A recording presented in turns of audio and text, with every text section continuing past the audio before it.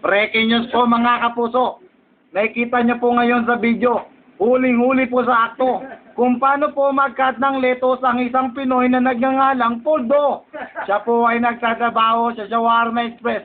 Tunghayan po natin kung paano po ang gagawin niya. Kung paano ang paraan ang pagka-cut ng lettuce. Okay. Ito po ang style niya mga kapuso. Check it out. Ayan na po, hinati na po.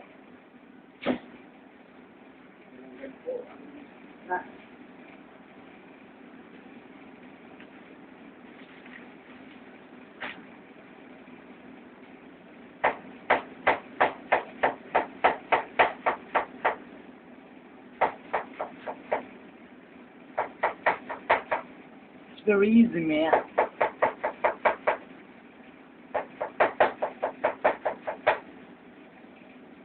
Siya po ay nag-aral sa Kalichuchi Culinary School, kung saan matatagpuan sa bansang Bahrain.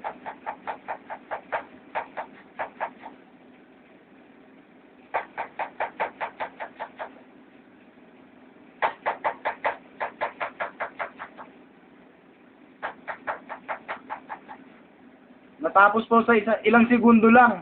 Ngayon naman po, tunghayan po natin kung paano mag-cut ng pulso.